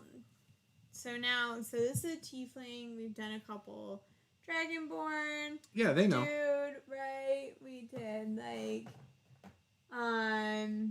this is another Dragonborn. So I've done a lot of Dragonborn. So I'm not doing any Dragonborn. 3 of them that I've done recently. I did these harpies. So the question is, do I want to do? Wow, this guy kind of looks cool. That's a Dragonborn, though. I'm not going to do it. Okay, so here's the question. So I've also I did this table and stuff, right? So we have more items like that, where it's this is it's a war table. Topographical map. It's a war table. Anyway. So I could do something like this, or I could do something like this, or, this would be a cool one, this little coffin thing with the mummy in it. So I could do some sort of object, almost like a terrain thing or whatever. Mm-hmm. I could do a character. So I could do,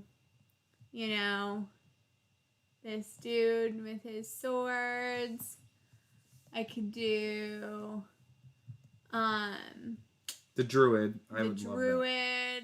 That's supposed to be my next character. The throne's done, roll stats. This is what the throne looks like. It's not that exciting. I should probably put some little brass touches on where the nail heads are.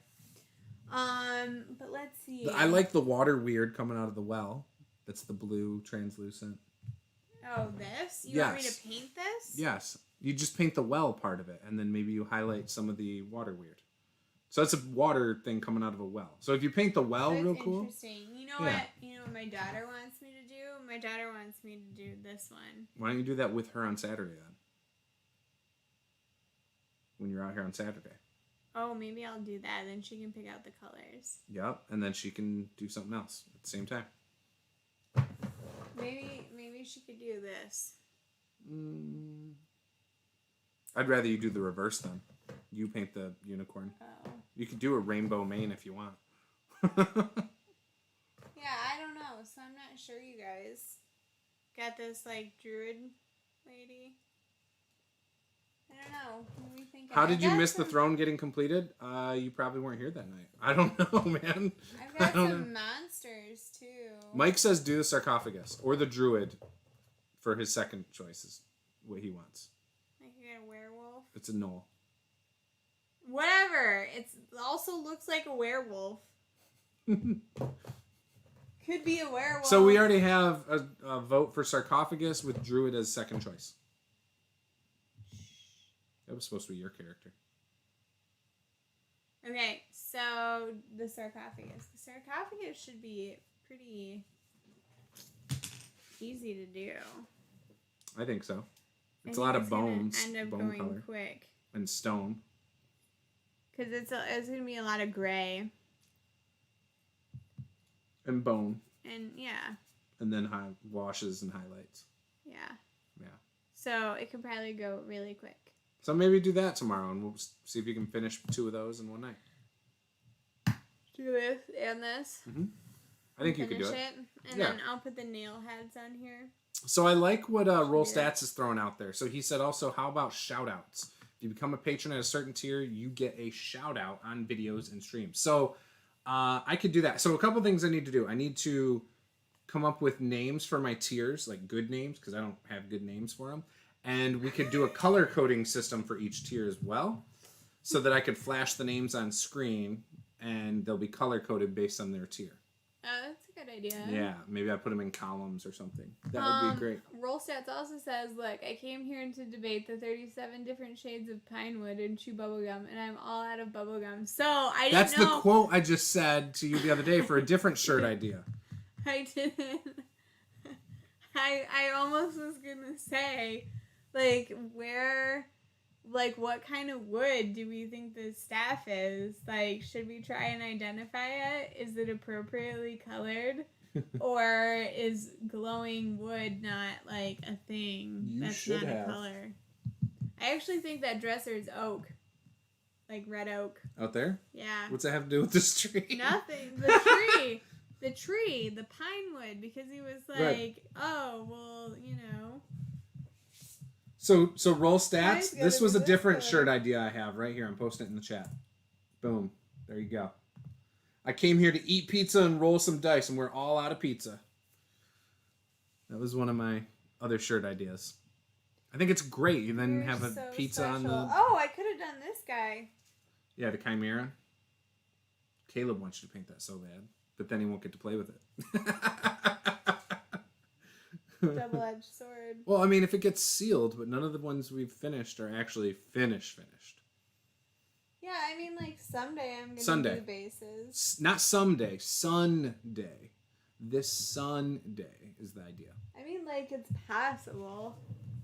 I think glowing wood is a thing. That would actually look pretty cool. I think that's what I'm going to do on here, is I'm going to make it look like the middle of the staff here is glowing. Yeah, I think it's going to be green, though. Okay. I think I'm going to go with green. That's the only... You could. The best color choice. Trying to see if we have anything else that's like super cool that I'm like. So why are you putting them back in there? Why don't you leave them out if you're thinking of painting them? So right now the sarcophagus is number 1. Druid is number 2. Roll Stats. What do you want Paula to paint after the tiefling? Chance. What do you want to see her paint? Throw some ideas out, people. So you're like just mixing stuff in all over the place. These ones are all finished in here now. Now everything in here just needs to be like have bases done and stuff like that. Okay. So I'm actually not mixing. I'm actually organizing this appropriately and fixing the problem that you have. Kind of, but you put stuff in a pile with some other stuff, and now my organization's all off. Well, what kind of organization? Chance likes the water doing? weird. Remember, I had some set aside that were for our Descent game and stuff too. It's okay though. Yeah, it doesn't but matter. They need to be based, so. It's all good.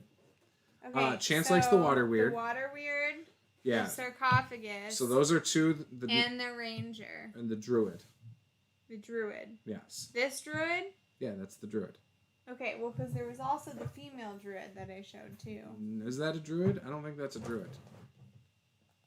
Yeah. I think that's a warlock doing like a tentacle thing. I could be wrong. I don't think this remember. is like straight up like entangle. Okay, maybe. Like druid Roll stat basics, says I'm down with the sarcophagus 101. or the water weird. So right now druid has fallen back, and we have the sarcophagus and water weird. If you do the sarcophagus, you can do that the exact same color. I should do this at the same time. It's just like a little altar thing with skulls on it. Yeah, so I should probably just do it at the same time for simplicity. I think that's the goal. I think that's the plan. Okay, cool. Because, like, not to complicate things more, but I also do have these cool little, like, packs. Yeah, but those are going to be pretty intricate. I don't think you can finish those in a short little stream. So I think we do those. Oh, no, I actually think these are not that bad. There's too much variety in color. It'll take you forever. No, it won't. Because the extra color doesn't take me a long time. It's the detail and the detail. And that is the point. Terrible. There's a lot more detail. No, because it's all big enough. Okay. It's all big, so you don't make mistakes. All right. If you say so. But then there's also a couple things I should finish here, too. At some point. Like, a couple of these just need, like... Okay, 2 of these. Anyway. And the throne, you said. So just put those next to the throne if you just need finishing touches. There. Perfect. All right. So, again, if this is your first time, hit that subscribe button. I want to see if we can get to 100,000 subs in my lifetime. I think I did the math, and I figured I would need to be doing this for like another 3,000 years or something. I don't know. It was something crazy. I did the math and was like, how many years would I need to do this to hit the 100,000 and get that silver play button or whatever? No, I'm just kidding. But I do think that'd be cool one day. But no, yeah, hit subscribe. You'll see all of our latest stuff. We do mini painting Wednesdays and Thursdays. We've got a stream tomorrow with D&D Compendium author. Not author, but he's a website. That's his website. So he will be on tomorrow talking about D&D resources and things like that. And we will ask him why Master of the Game is not listed as one of the podcasts or YouTube channels on his website. Oh, snap. So we got him. And then Friday night, we will also have an interview with NoNat1, who's a YouTuber who does Pathfinder videos, how-to videos, beginner's guide videos to Pathfinder. So I'm really excited to talk to him. And then Saturday, I finally get to play Pathfinder 2nd edition, and we will be playing that Saturday night. So every night from now through Saturday, we've got something going on. And then next week, Tuesday, we're back at it with our Tuesday stream at 1 p.m. With our guests. Let me pull up the guests for next week. We've got the RPG Academy on Tuesday. And then we've got Darren Anderson, who's running a Kickstarter on the 16th. So that's what's going on next week. So hopefully you guys liked this. If you did, give me a little like. And yeah, become a patron, as Roll Stat said. I think we're gonna open up a $50 tier in the next couple days too. I'm gonna really think about it. So you have a $1, a $10, a $20 tier. Let me pull it up. $20, and a $50. Yeah. Okay. I think that's where I'm at. It might be $25. So what's that like the? Well, I mean, you don't have to tell me what's at the $25 tier right now because They like, can create it's 11 NPCs o'clock. and stuff. Hmm. And that was actually a Roll Stats suggestion a while back. So where is it? I don't know how to tell other than editing my page. So let's go edit my page and look at the tiers. But yeah, we've got Mike G says he liked and commented and subscribed. Thank you, Mike. I am glad to see you have done that. Yeah, I don't know. Oh, here's tiers. I think it's $20. It might be $25 though. It's $20. So with this tier, you can name and help create a reoccurring NPC in my streamed games, as well as add input in the creative direction of that NPC in my world. These characters will become canon in my homebrew campaign world of Thakos. So that's what you get at that tier. As well as you will have access to playing games with me before my Discord members. So if you do the $50 tier and you add the points, like let's say the $50 tier gets 50 points, maybe you should give the $20 tier also 5 points. Like they get a couple points to apply to streams. Yeah, so then you have maybe you just want to help out a little, then you just do that one. But I like that. If you want to make big changes, so then you also get both of it. Yeah. It's you help out that way too. And we're gonna do. But then at the $50, you obviously we're gonna throw in a more shirt. points. You get a shirt or something like that. And so but then you get your VIP shirt. I don't know. I'm just the shirt saying, alone. The one and only shirt. Now, should I limit how many people get these? Because again, if at some point there's a bunch of people in there. So I've limited the chat. The weekly chatters at $10. Maybe you do limit at first, but if it seems popular and everybody's getting into it, then you can add more slots, and then you just let people know. True. Hey, $50 tier was maxed out, because 10 people already got it, but we decided, right, that play and let play, so we're gonna add in an additional 5 slots or something like that. And then you let people know. But maybe when stuff like that comes up, if additional slots are added, maybe the people who are already patrons at other levels get first dibs to upgrade. Yep. And so it kind of helps then to already be a patron, because then it makes it more effective for you to upgrade. So Roll Stats just upgraded. So I'm so excited about the NPC. I'm so excited. Do not disappoint me. It'll be a reoccurring NPC across a lot of games. Don't disappoint me. The more flavor it has, the more likely you're gonna get them to appear frequently. And even in sorry, I'm just oh no, you're good. Just going off on a tangent here, but I feel like the more flavor they have, the more likely they are to make it into more and more games. Roll Stats, make him a traveling character. Maybe he's a traveling salesman. I don't know, because then he could be everywhere. I'm just saying, do it. Somebody needs to do it. So, if you're not gonna do it, Mike G, I'm all in. He's got an idea. You're gonna do it. He's got an idea. Okay. So we'll see what he's got. Sorry, Mike G. Then the pressure is on traveling salesman. So here's the other thing too. So I've limited that to 10 patrons, because I noticed I didn't have that tier, and you get access to the weekly live chatters perk. So in other words, every other Tuesday we chat. So that's a total of possibly 20 people. Now if 20 people want to join the chat, we're not going to do 20 at once. What we'll do is then we'll do it every week, and people get the option to come in bi-weekly then. Mm-hmm. Because otherwise it's just too many people in the chat. Oh yeah, well, you can't do that. Right. But you could also, can you have I've got high hopes. I believe Roll Stats will come up with something good. So can you do, like, let's say the chat fills up and you can't really do more than that, but there's a lot of interest in like another tier. Well, you could always do like a $15 or something like that, and do, Sure, like, I can make a different second features. $20 tier with different features. Yeah, that's what I was wondering too. Is can you do a second of the I'm gonna same work one? on a $50 one where it's that VIP shirt. I'm gonna also. I have to come up with cool. I'm gonna in the patron Discord channel. I'm gonna pick your guys' brains. For those of you who have access to it, I need to come up with some cool names for each tier. I need to come up with like a little graphic because you can do that for each one, and then I need to also figure out that $50 tier because I want to offer some good value. I think the whole idea of like a city or something would be good.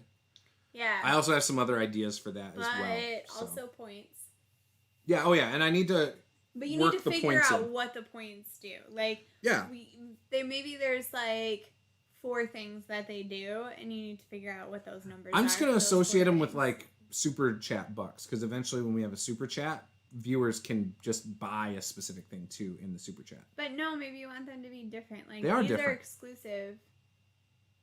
Yeah, they are different. Yeah. Like $50 tier will give you 50 points. Sort of like that. So, for example, if someone's not a patron 3 months from now when I have super chat, they could literally spend $20 for the auto crit that you could then spend your 50 points for the auto crit. Yeah, they should align. Yeah. It'll align so it makes it easier. So I just have one menu that shows. Yeah, so you need to kind of figure out what, like, the menu. Here's a couple things you want on there, because you probably don't want to start out with a massive amount. So you know? so you want like an official D20 that I could give you a die that is literally a Master of the Game D20. I don't know if my logo would be. It would have to be a big D20. I think for my circle logo. To fit on a D20, like, we could, where you can read it. Yeah. I'll have to look into that. I don't know how much that would cost. Maybe it's like signature color though. Oh, like just a D20 with my colors? Series. Yeah, maybe it's something like that. Maybe it's like a whole set of dice that's my colors. I've wanted metal dice that were my colors for a while too. I've looked at the silver and like my blue, like in the center around my D20. Yeah, like the background of the D20 in my logo. My middle dice are pretty amazing, so I'm a little jealous. To top it. They are cool, you guys. I mean, they're not out here, otherwise I'd show you. But you know. Yes. So, anyway, so yeah, we'll talk about this. Is the stuff I get excited about this. Like I get really excited thinking about all the cool stuff to do. But I want to offer cool stuff. Like I think the shirt can be cool if I can make it look great. So anyways, we'll talk about this though in the patron chat. With that, this was Paula. I am Juice. This was Master of the Game. Game on.